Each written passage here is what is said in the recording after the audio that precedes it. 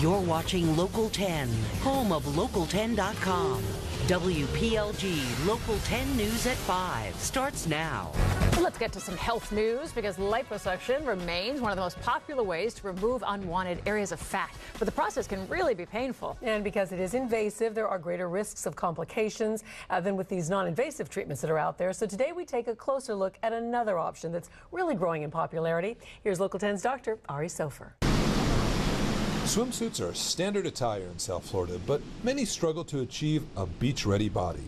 I've had a pocket of fat after I had my 3 kids that no amounts of exercise would diminish.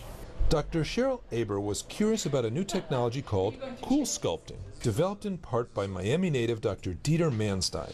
We're initially working with lasers and heating sources to trying selectively to heat the fat, to destroy it, to remove it. But heat can be painful. So Manstein and his colleagues at Harvard decided to think outside the box. What turned out after we found that cooling can also be quite effective on destroying the fat, and cold, as you may know, is a very ancient tool to alleviate pain on its own. The cooling technology destroys fat cells through a process called cryolipolysis. Over time, the fat is released and metabolized by the body. The original handpiece for the device was designed to treat love handles and the lower tummy bulge.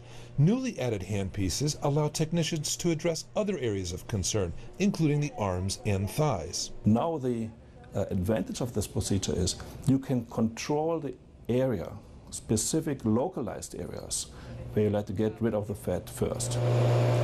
Dr. Aber thought it all sounded too good to be true. Her skepticism faded when she tried CoolSculpting on herself. Initially I had a little numbness in the area just as a side effect, but I saw the abdomen, my size and girth of my abdomen greatly diminish to a size that I didn't even have before I had children. In my opinion, this kind of treatment is good for people with limited areas of unwanted fat, smaller pockets that are here and there. But if you're truly overweight, you have to consider more invasive surgical options. But no matter what you choose, it goes without saying that a healthy diet and daily dose of exercise are your best prescription for getting in shape. I talk about that, I just want to hold my stomach in. I know.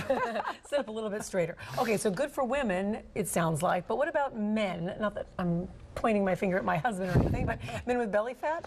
So I'm probably not going to win the Nobel Prize, but I am definitely not going to win the Nobelly Prize. And I will tell you that men over the age of 35 gain about a pound a year, and it's in this visceral fat. This visceral fat is actually more dangerous and more difficult to deal with. Really only diet and exercise work. The CoolSculpting does not work, unfortunately, but it is going to work, they say, for under the chin, the eyes, and even maybe the coronary arteries where fat really builds up. So Dr. Manstein and his buddies from Harvard and his lovely wife, Dr. Bose, are doing a great job in South Florida for us. Okay. Interesting stuff. All right, thanks a lot. Thank you. Thank you so much.